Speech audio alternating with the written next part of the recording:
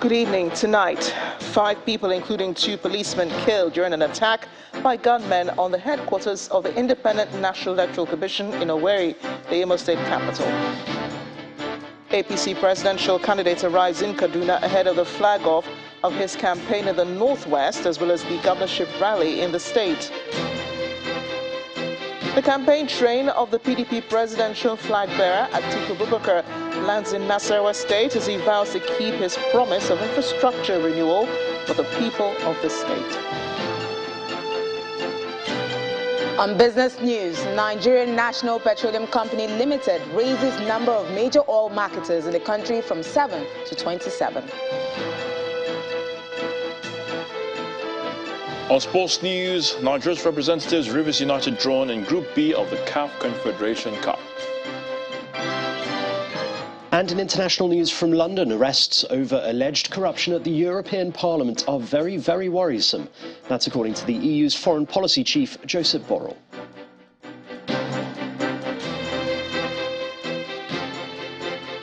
Begin with security in Imo State, where it was endgame for 3 gunmen in the early hours of today after they were killed by the police during a gun duel following an attack on the state headquarters of the Independent National Electoral Commission in Owerri, the state capital.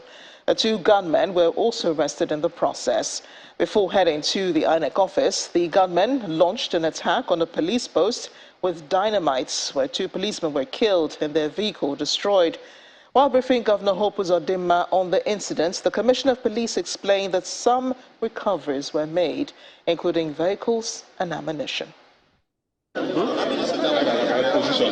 Everyone here trying to get a glimpse of the 2 arrested gunmen and 3 others neutralized by the force as the State Commissioner of Police briefed the Imo State Governor Hope Uzodimma over an early morning attack on the state headquarters of the Independent National Electoral Commission in Owerri.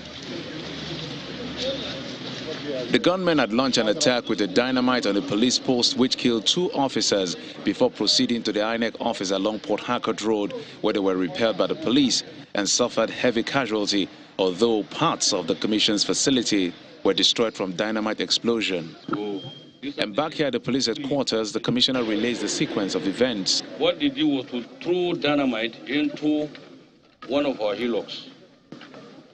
So they were able to kill 2 of my men, and later proceeded towards Port Harcourt Road. So after getting to Port Harcourt Road, they now went to INEC office. Our men at INEC office now engaged them too, but there were so many. So some of them were now throwing dynamite and petrol bomb into INEC building. So that was why it caught fire. But because of the firing of my men, they were not able to go with one of their vehicles. So they left the Lexus Jeep there. So from there, they were now trying to escape. They don't know about our own strategy too. So they now gave them a hot chase. So we are able to neutralize 3, recover 3 AK, and recover 3 pump actions with some of their IEDs, and in fact, about 4 of their vehicles. So these are the 3 being neutralized. Now, we don't stop there. We now went ahead again. We have been able to arrest 2 alive. Governor Uzodimma, who commends the force, maintains that attacks on INEC offices in the state is promoted by the political class who don't want elections to hold. If you collaborate this with events of the past, where I have continuously said that what is happening in Imo State is politically contrived. Some people who think that they can win election, yet they don't want election. How would they then win? INEC does not need this distraction at this point and stage of our elections.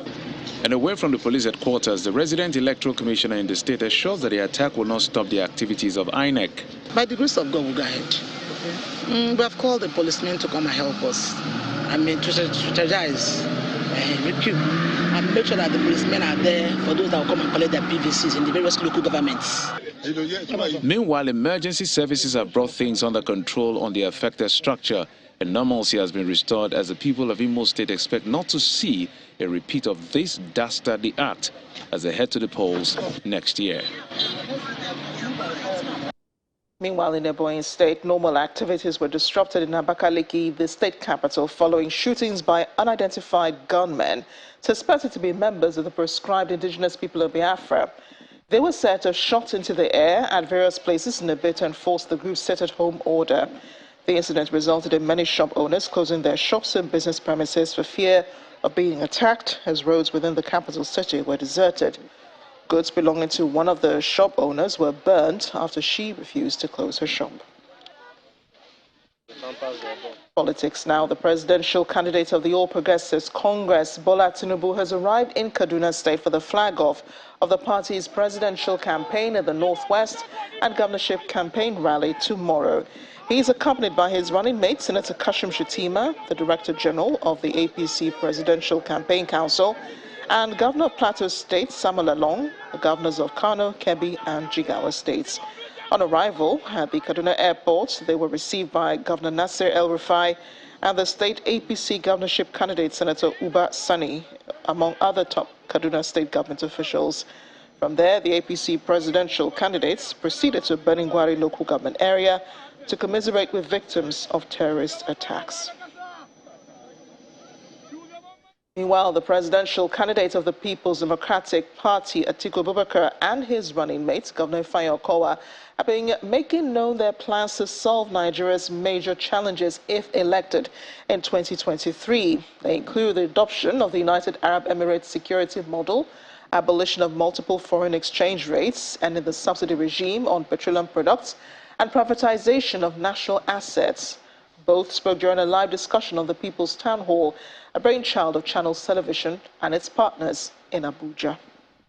Time around for the People's Democratic Party. The second edition of the People's Town Hall featured the presidential candidate of the People's Democratic Party, Mr. Atiku Abubakar. Thank you so much and welcome, everyone. Also his running mate, Governor Ifeanyi Okowa of Delta State. The audience cut across various pressure groups and associations, as well as civil society organizations. The candidate is accompanied by a large entourage of party loyalists. Nigerian people, this is about you. Anchored by Channels Television's political editor, Sheung Okimbaloye, the conversation started with the candidate's plan for security. One of the security architecture I admire is the UAE security architecture. It is primarily based on monitoring. You don't see policemen in uniform in UAE. You don't see soldiers. But virtually everybody is being monitored on a daily basis. And particularly if you are a visitor, from the moment you step into the country till you go out, anywhere you are going, you are being watched. And that is the deployment of technology as far as security is concerned. But that is to say, we are aiming at the ultimate. But we have to deal with our current security structure. How do we... The full implementation of the Petroleum Industry Act, which is very important, where the communities are going to have a feeling of being included in governance, because in that act it provides for a community fund, that is host community fund, and that is enough to help them to develop themselves, to develop their children, to develop facilities beyond the facilities that government will provide. Beyond that, we're also going to ensure that we have an efficient NDDC that works for the good of the people, carrying the people along, providing infrastructure, providing them with educational facilities and other opportunities. That's not what we have at the moment. So when you get all these things, when you make them functional and the people can see the development, you are not going to see militancy come back again. There were also questions about his plans for the economy, especially on strategies to privatize some national assets. Let's give it to the private sector. I mean, in every great nation in this country, you find that it is the private sector that is the driver of the economy. They provide the jobs, they provide the prosperity, they do everything. Why should we be different? I'm not fixated. If you feel that is the best for you, for God's sake, go and elect somebody who can come and and leave them moribund. They are not working, and then you are spending money on them. Tell me how they benefit the community or the society. Next is the concern for funding of the education and health sector. And you see, what do you want to operate so much? Okay, universities, what do you want to operate so much? You give them direct. Why do you have to go through NUC?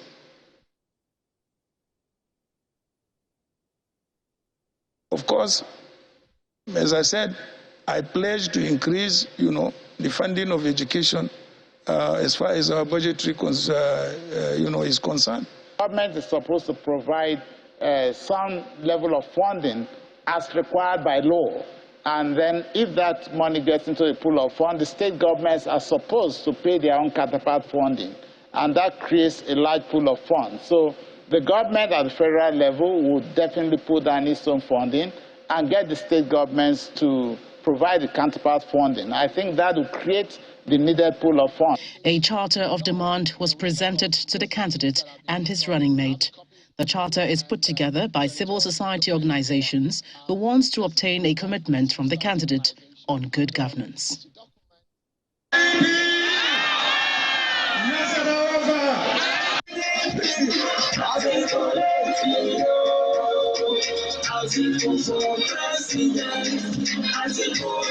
Staying with the PDP's presidential candidate, Mr. Atiku Abubakar's campaign train today made its way to Nasarawa State, where he promised residents he will keep his promises to them if elected next year. One of those promises is to construct and rehabilitate roads that link Nasarawa State to its neighboring states for ensuring economic activities being carried out without hitches.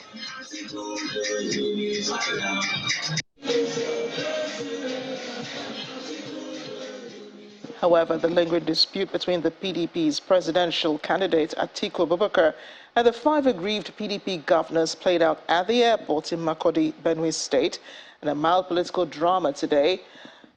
It began about 20 minutes to Mr. Abubakar's arrival in Makurdi when Governor Samuel Ortom arrived at the airport, and many thought he was there to receive the PDP presidential candidate who was expected at the airport on his way to Nasarawa State. 5 minutes later, however, the PDP's vice presidential candidate, Governor Ifeanyi Okowa, landed at the airport and was received by Governor Ortom, with both exchanging pleasantries. Moments later, the River State Governor, Nyesom Wike's jet landed at the airport. He was also received by Governor Ortom, after which they both left the airport almost immediately. Finally, the PDP presidential candidate arrived, accompanied by the PDP's national chairman, Iyorchia Ayu, and party stalwarts. It was only Governor Okowa, alongside some other PDP leaders, who were left at the airport to receive him. Mr. Abubakar, whose presidential campaign was built to hold in Lafia, Nasarawa State, directly decided to fly to Benue State because he could not secure clearance to land in Lafia. Now, the presidential candidate of the African Action Congress, Omoyele Sowore, has announced an alliance with the Abdulmajid Daudu-led People's Redemption Party ahead of next year's general elections. Mr. Sowore, who announced the merger at a news conference in Abuja, says the decision is aimed at wresting power from the center. Asked if the presidential candidate of the party, Mr. Kola Abiola, is part of the alliance, Mr. Sowore said he's not in alliance with the PRP faction, which is an appendage of the APC and the PDP. These two political parties, the oldest revolutionary party in the country and the youngest revolutionary party in the country, are forming an alliance to overthrow and take down the evil system of oppression in Nigeria today. The alliance is going into the election of 2023, but the alliance was not created to contest in the election alone. Our job is to put liberty on the ballot in 2023, but the ultimate goal is the total liberation of humanity here in Nigeria first and on the continent of Africa.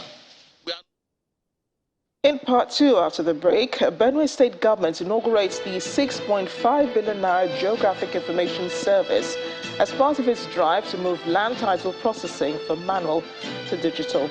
We'll have that in a moment. Please join us again.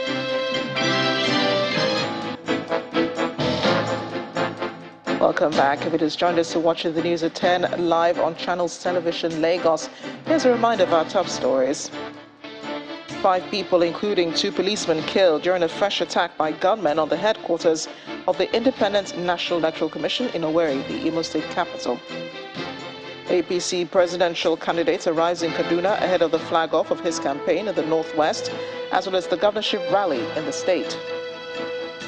The campaign train of the PDP's presidential flag-bearer, Atiku Abubakar, lands in Nasarawa State. He vows to keep his promise of infrastructure renewal for the people of the state.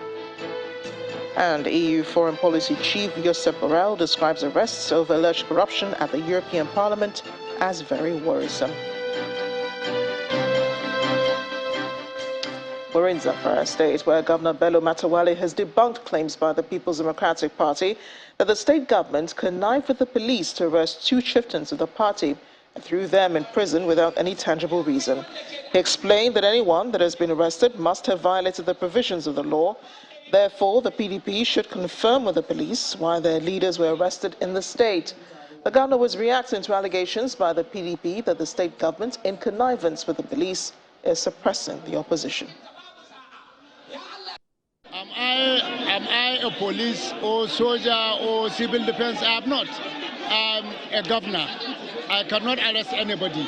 If anyone arrested, that means maybe they have done something against the law. So they should go to police or wherever their people were arrested and ask them, not the governor. I'm an executive governor of the state, not a commissioner of police of the state. We have already made all necessary arrangements that will get all what we need to make sure that this election will be done according to the law and in a peaceful atmosphere in the state, inshallah.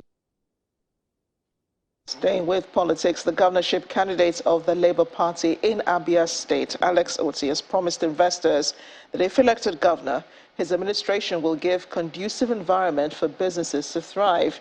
It will also ensure better ease of doing business in Abia State. Mr. Otti made the promise during a visit to Ameke area of Abriba or Hafia local government area of Abia State. The campaign of the Labour Party governorship candidate in Abia State, Alex Otti, is on the move yet again.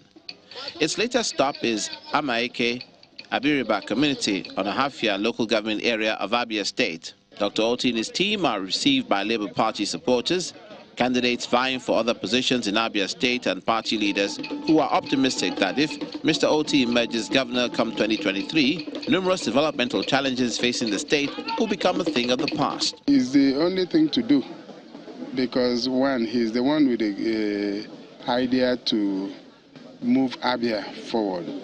You know, we have more than 54% of the youths in Abia today unemployed. In fact, he's the answer. We don't have any other choice but Alex Otti. We can't wait any longer. We want to take our destinies into our hands. How many communities as lucky as Abriba? Government serves the people to provide basic infrastructure, to provide education, to provide health care. These are things that are missing in Abia State. Their views are shared by stakeholders in this community. All what we needed from them to reassure us what we are looking at you are, is it what you are? Just to confirm and encourage our people to vote for Alex Otti, P2B, and Uduyo. This state. While addressing the people, Dr. Otti says the people have suffered years of bad governance, and the Labour Party is contesting the election to restore the state. What you require from government is not much. You just want an enabling environment for you to do your things. And that is exactly what our government has come to do. We will create an enabling environment for you in Abriba, greater enabling environment for you in Aba, because you own Aba. And at the end of the day, this state will become a model state. Areas the governorship candidate hopes to fix include roads, infrastructure, health facilities, education, amongst others. Let's go once more now to Benue State, where the government today stepped up its drive to move all land title processing from manual to digital, with the inauguration of the newly constructed 6.5 billion naira Geographic Information Service in Makurdi, the state capital. During the commissioning, the River State Governor, Nyesom Wike, who was a special guest at the occasion, encouraged Governor Samuel Ortom to complete all ongoing projects before he leaves office, noted that Mr. Ortom's senatorial bid is a done deal with his level of performance. With the Benue Service, the all-new-looking administrative headquarters of the Benue State Geographic Information Service, located at the premises of the Benue State Ministry of Lands and Survey, is set for commissioning by the Ortom administration. Eminent personalities like the Ochidoma, His Royal Majesty John Elaigo, and Tortiv, represented by His Royal Highness Moses Anagende, lead other traditional rulers, political appointees, and party leaders to the ceremony. Also present as special guest is the River State Governor, Nyesom Wike. We want to thank you for accepting to be here with us to commission this legacy project. The Commissioner for Lands and Survey, who supervises the Digital Land Administration project in Benue, explains how the project will ease and hasten the process of acquiring land titles and boost revenue. I am pleased to announce to you that the processing of certificate of occupancy has been reformed such that it takes just a month or two to get COO at the ministry. Aside the use of technology to process documents, His Excellency the Governor has also been graciously signing COOs, and I can tell you that from the time we started to now, the Governor has signed the digital COOs more than 3,000. Addressing the staff of the new agency, Governor Ortom warns that over 6.5 billion naira has been invested in the project for ease of doing business. I'm impressed that the decision of my administration to invest in this project is already yielding positive results with renewed interest of our people in land matters, as well as accelerated processing of certificates of occupancy. A process that can now be accomplished within few weeks. Governor Wike then applauds Governor Ortom for the feat and assures him that his election to the Senate is a done deal. I'm not afraid. I'm not even contemplating. If anybody is contesting with you, the person should have a second thought, because Ortom means well for the people of Benue State. There's no need to go and begin to challenge him. Speaker of the Benue State House of Assembly, acting chairman of the party, the two paramount rulers. The team moves to officially commission the edifice and inspect how land title processing is handled. The project is one that is tagged by many as a landmark achievement by the Ortom administration. The Speaker of the House of Representatives, Mr. Femi Gbajabiamila, has highlighted the major accomplishments the Ninth Assembly has achieved, describing it as the most productive in Nigeria's legislative history. He listed the Petroleum Industry Act, the Companies and Allied Acts, and constitutional amendments, among others, as some of the landmark legislations. Mr. Gbajabiamila was delivering a lecture at the Distinguished Parliamentarians Lecture Series organized by the National Institute for Legislative and Democratic Studies in Abuja. The National Institute for Legislative and Democratic Studies is organizing the second edition of the Distinguished Parliamentarians Lecture in Abuja. We could make do it right. Another round of applause for him. The Director General of the agency, Professor Abubakar Suleiman, sheds light on the reason behind the event. Today's lecture, like the maiden one, is an avenue of legislative narration and a veritable platform connecting both the elected representative and the people beyond the confines of the two alo chambers. Governor Nasir El-Rufai of Kaduna State is the chairman of the occasion, and he applauds the Ninth National Assembly for passing several important bills. I must commend this Ninth Assembly for having the courage, against all odds, of enacting a new Deep Offshore Act that protects the interest of our country, and again we commend and congratulate you for that.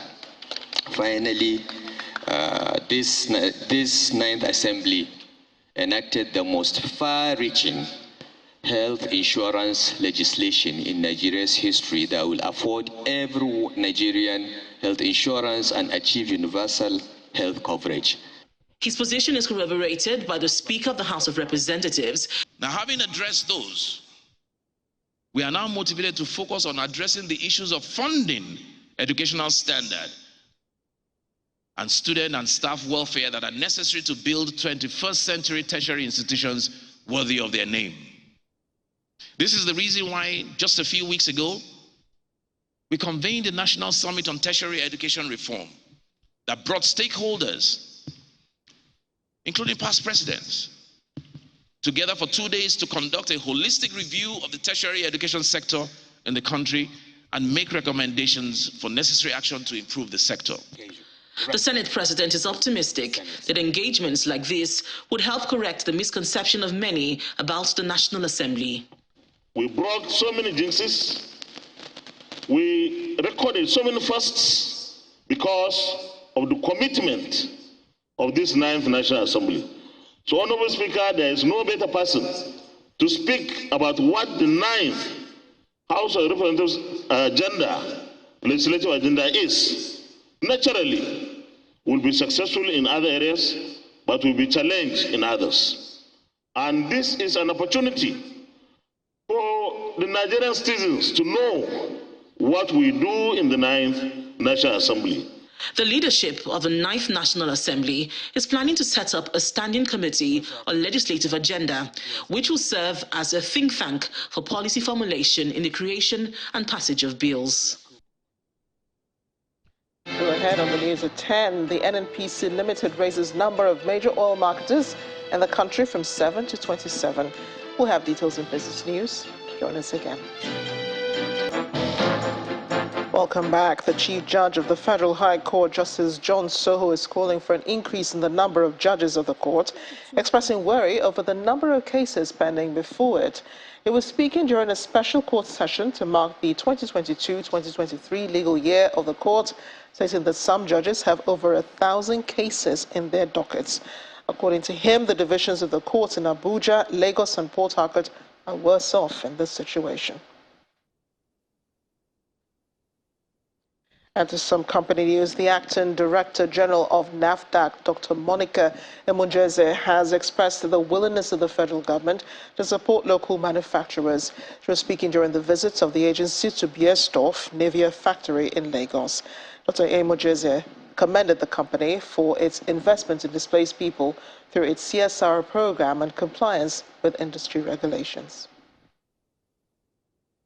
When Biersdorf Navia launched out in Nigeria in 2016, among other targets, its aim was to dominate the skincare industry, just like done by its mother body globally. It's been 6 years since then, and the leadership of the National Agency for Food and Drug Administration, NAFDAC, is visiting to see how it fares, having been a part of it since its beginning. The regulatory agency is proud of the company's performance, particularly its adherence to regulations. We see growth in this sector, which has happened in less than 7 years, and we've held their hand through this process, and it is really rewarding and enriching to be able to see the impact of regulation, the quality of products that are coming out, the impact on people's lives, the jobs that are creating, the economic impact, the diversification of the sector, and the focus on products that add value within this jurisdiction and beyond. The company underscores its commitment to the development of Nigeria's economy, which it says it has supported through its employment and training strategies for staff, most of whom are Nigerians. We started with less than 10 people when we started compounding and filling, but now we are talking about, within the overall value chain, we are talking about, in the factory alone, more than 150 people are working, and entire value chain, we're talking about 5,000 people that are impacted. So you can see, walking through all these plants now, you see they are fully manned by Nigerians, and these are specially trained. So there was a lot of skill transfer with our technical people in Hamburg, Germany. Navia says its products are for all skin types and are introduced to meet specific skin needs and our customers' requests. Our basic playground is the skin. That is our core objective, and there are numerous research centers set up across the globe that help us with understanding consumers of different skin types and what are their skin needs, and how can we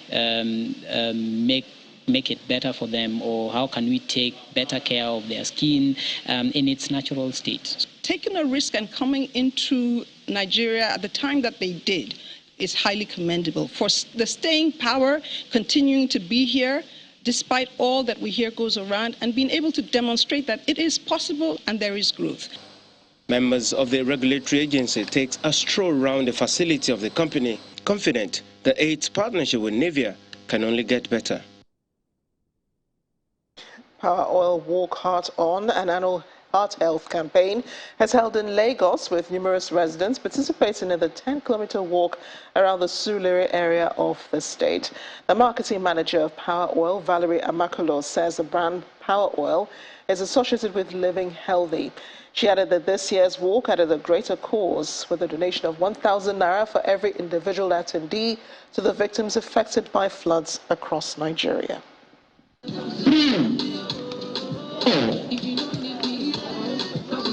Teeming youths from across Lagos convene at Stable Sports Center, Surulere, Lagos, as Power Oil holds the 7th edition of its Walk Heart On.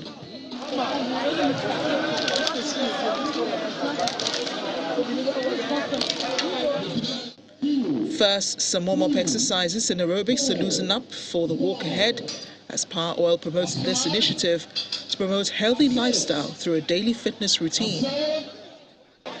That's it. Good morning. That's one. That's two.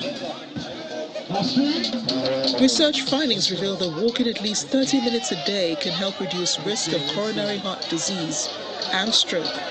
It's time to hit the streets for the 10-kilometer walk, and Hollywood actress Mercy Johnson, who's a brand ambassador, takes the lead. Work for your heart, work for your well-being. That is the #1.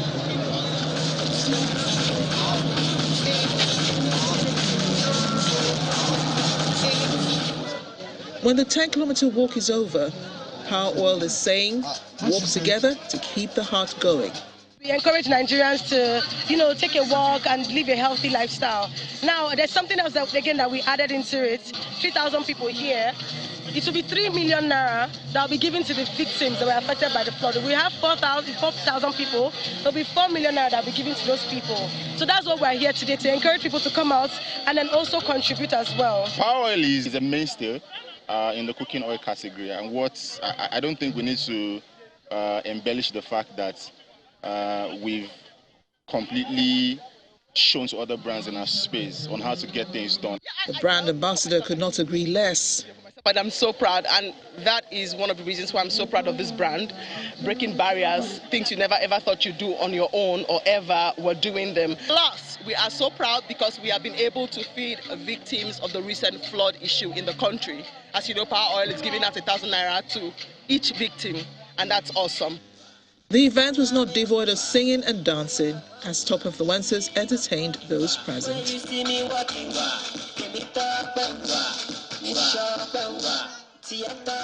More company news now. Telecommunications giant Clovercom has rewarded another lucky winner of its Festival of Joy promo. The subscriber, Chimeka Woke, a Port Harcourt-based lawyer, is the latest recipient of a brand new 3-bedroom bungalow in the River State capital.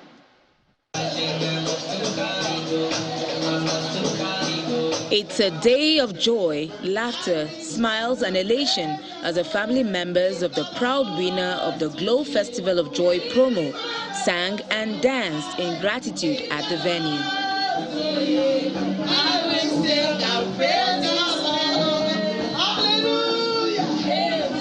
Among the dignitaries in attendance are the chairman of Ahoda East Local Government Area, Ben Ake, traditional ruler of Umeprikam, among others.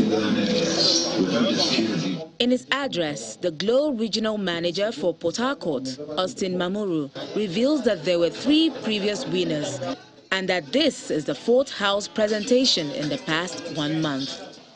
Today we have gathered here to witness as we take the presentation in North Aya with the handing over of the keys to a 3-bedroom house to yet another winner. The first house winner, a 19-year-old undergraduate of Ekiti State University, Ibrahim Akindele, was presented his house in Ibadan, while the second winner, Ola Owonifari Joseph, who moved into his Glow Provision house here in Port Harcourt 2 weeks ago. Another house winner, Shukwu Rufenokorio, was presented the keys to a 3-bedroom house in Abuja last week. In the name of God the Father. After the formalities, the tape is cut and the house officially handed over to the winner, Chimeka Woke. Some of the dignitaries praised Glo for their magnanimity towards their customers, even as they advised other companies to emulate the gesture.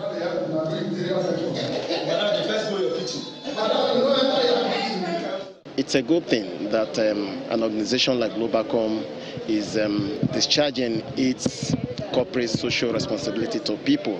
Some organizations will be in a society and will not give back anything to the society. Instead, they will degrade the place, pollute the whole area, and never give back to the society. I feel satisfied, I feel honored that I'm alive to see this type of thing. When I heard about it, I didn't believe that it will come to fruition. But to the glory of God, we are witnessing it live. So I congratulate the winner. A visibly excited Chimeka Woke and his wife Erunchi are all smiles as they thank Glo for gifting them a house. I didn't believe this. I didn't plan for this. I just tried my luck. I said, me just dial the code and see what comes out of it. And to the glory of God, I'm a landowner. I'm a house owner of a 3-bedroom flat. I give you all the glory. I thank Glo for making this possible. When I got a text from my husband, he said, babe, I want a house. I was like, how? How do they to win house? He then called me. I was in the hospital. I had to go outside. And he was explaining to me. To be sure, I said, did you go to their office? He said, yes. Once I just heard he went to their office, and it's true. I was shouting in the hospital. Everyone was looking at me. The Glo Festival of Joy is still ongoing, and there are 20 houses, 24 cars, and other consolation prizes to be won across different parts of the country. The promo is billed to last till January 31, 2023. A great way to kickstart the season. Let's head on now to Will Ibong, who has more business news.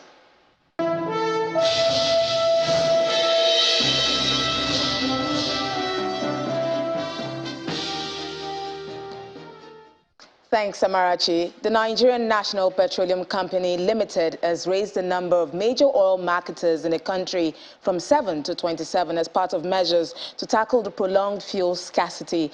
The decision is coming for the first time in over 25 years, and before now, the only 7 major oil marketers in the country were NNPC Retail Limited, Cornell, Total Energies, Adover, O&O, Double One, and MRS PLC.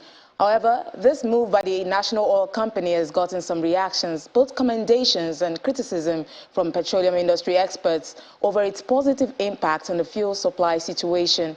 Meanwhile, the Major Oil Marketers Association of Nigeria, MOMAN, says it does not recognize the increased number of downstream sector operators by the NNPC Limited. Now, interventions by the Central Bank of Nigeria is yielding positive results as business activities rebound following the effect of COVID-19 on the economy 2 years ago. The Deputy Governor in charge of financial system stability at the Apex Bank, Aisha Ahmed, explains that the cumulative total disbursements to the critical sectors of the economy stand at 9.7 trillion naira. The interventions, according to the central bank, are assisting in boosting the nation's foreign exchange, ensuring food security and job creation. Now, the equities market extended gains from last week as it continued its positive trend. The bulls have it, and Laddie Williams tells us more.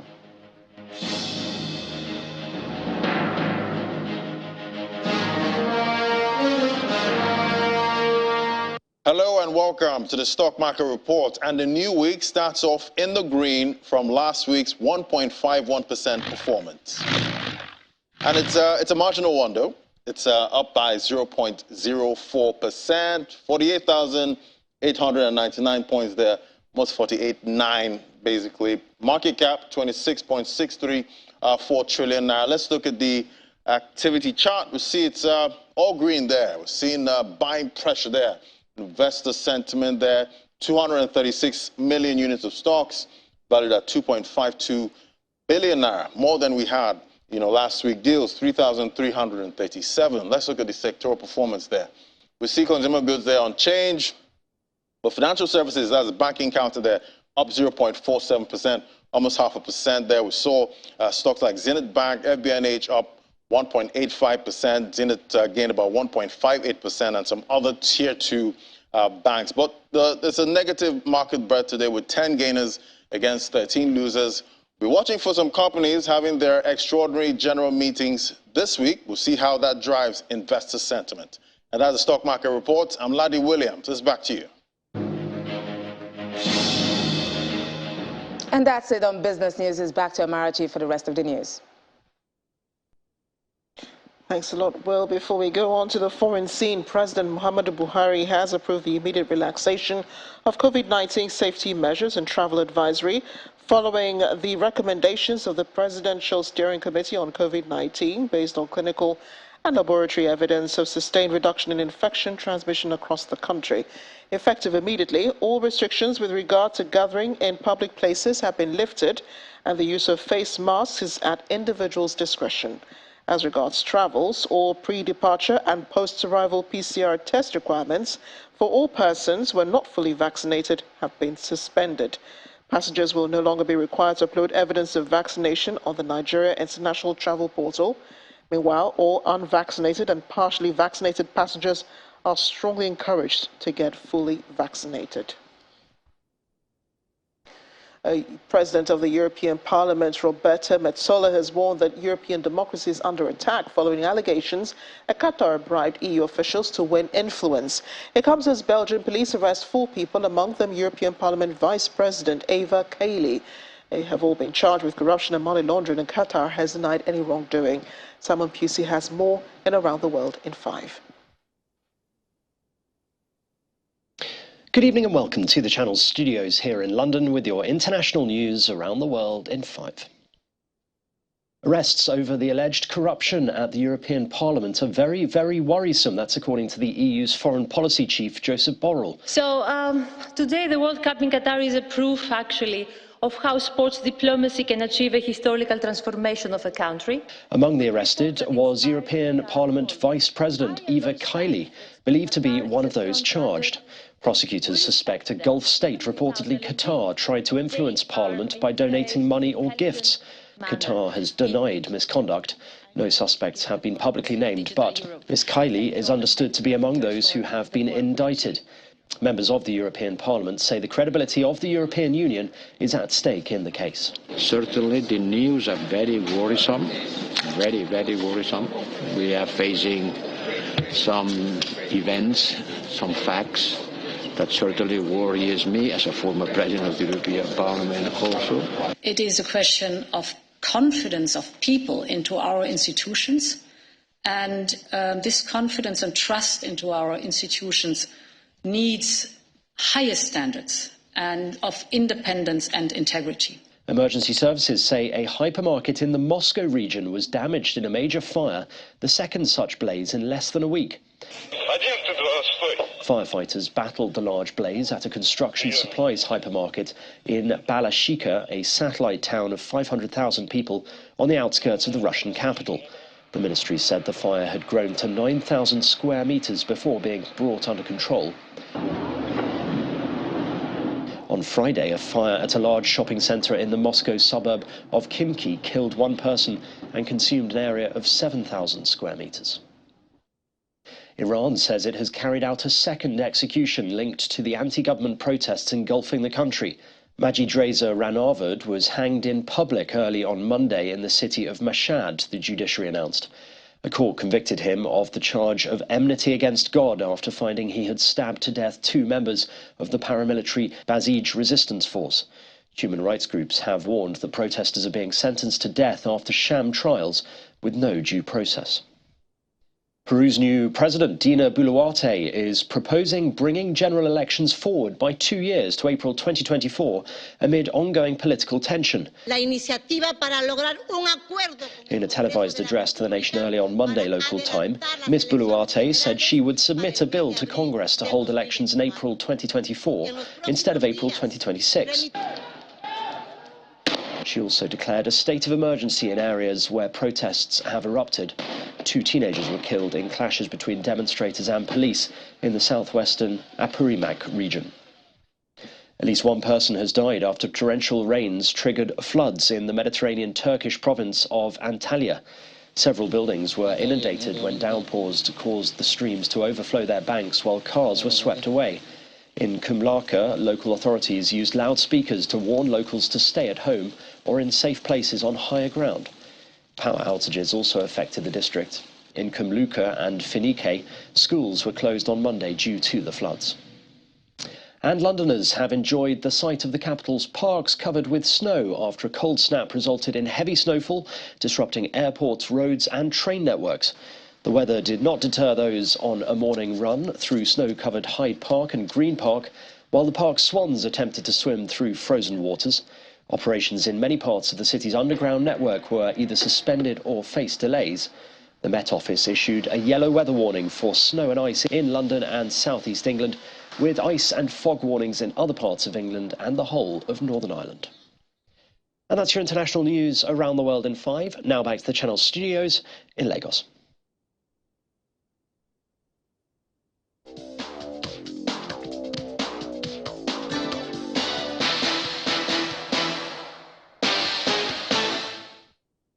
Many thanks, Simon. Welcome to Sports News. Nigeria's representatives, Rivers United FC, have been drawn in Group B of the CAF Confederation Cup after the draws were concluded in Cairo earlier today. Now, the Port Harcourt-based club were placed in Group B with ASEC Mimosa of Côte d'Ivoire, Diable Nord of Congo, and DC Motema Pembe of the Democratic Republic of Congo. Coach Stanley Eguma's boys slammed 5 goals past Al Nassr of Libya in the first leg of a playoff and drew the return match to reach the group stage. 29-team base camps across Australia and New Zealand have been confirmed for the 2023 FIFA Women's World Cup. For the first time in history of the tournament, competing countries will use dedicated team-based camps, TBC. In Australia, 14 TBCs have been confirmed across 5 host cities and 2 regional centres, while in New Zealand, 15 have been confirmed across 4 host cities and 3 regional centres. Well, Argentina stepped up preparations in Doha ahead of the FIFA World Cup semi-final game against Croatia on Tuesday.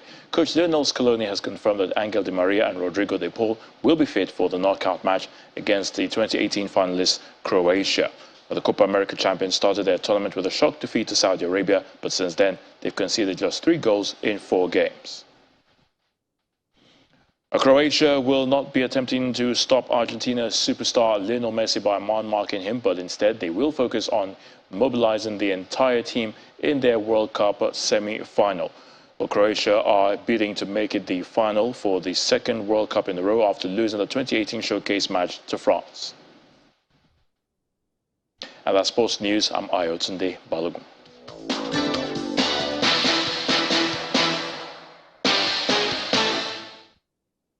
Thanks, Ayotunde. And the main news again.